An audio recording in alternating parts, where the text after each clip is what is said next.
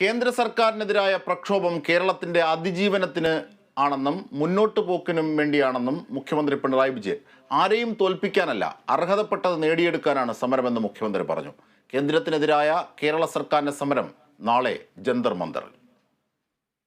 കേന്ദ്ര സർക്കാർ കേരളത്തോട് കാണിക്കുന്ന അവഗണനയ്ക്കും വിവേചനത്തിനുമെതിരെയാണ് ഡൽഹിയിലെ സമരം. ഏതു വിധേനയും കേരളത്തെ ബുദ്ധിമുട്ടിക്കാനാണ് കേന്ദ്രത്തിന്റെ നീക്കമെന്ന് മുഖ്യമന്ത്രി പിണറായി വിജയൻ പറഞ്ഞു. കേരളത്തിന്റെ മാത്രമല്ല, സംസ്ഥാനങ്ങളുടെ ഭരണഘടനാദത്തമായ അവകാശങ്ങൾ സംരക്ഷിക്കാനുള്ള പ്രക്ഷോഭമാണിത്. BJP ഭരിക്കുന്ന സംസ്ഥാനങ്ങളോട് ലാളനയും BJP ഇതര സംസ്ഥാനങ്ങളോട് അവഗണനയുമാണെന്നും മുഖ്യമന്ത്രി പറഞ്ഞു. രാജ്യമാകെ ഈ സമരത്തിന് പിന്തുണയുമായി കേരളത്തോടൊപ്പം നിലകൊള്ളുകയാണ്. 17 സംസ്ഥാനങ്ങളിലാണ് BJP നേരിട്ടോ BJPയുടെ പങ്കാളി. 17ഇടത്ത് ലാളനയും മറ്റുള്ളിടങ്ങളിൽ പീഡനവും എന്നതാണ് സമീപനം. അത്തരം നടപടികൾക്കെതിരെയാണ് പ്രതീകാത്മകമായ പ്രതിരോധമുയർത്തുന്നത്.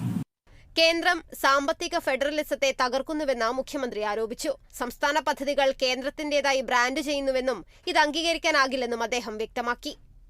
ഡൽഹി ജന്തർ മന്ദറിൽ നടക്കുന്ന സമരത്തിൽ മുഖ്യമന്ത്രിക്കും മന്ത്രിമാർക്കുമൊപ്പം ഇടതുപക്ഷ നേതാക്കൾ, NCP അധ്യക്ഷൻ ശരത് പവാർ, ഡൽഹി മുഖ്യമന്ത്രി അരവിന്ദ് കെജ്രിവാൾ, പഞ്ചാബ് മുഖ്യമന്ത്രി ഭഗവത് മാൻ, DMK നേതാക്കൾ തുടങ്ങിയവർ പങ്കെടുക്കും.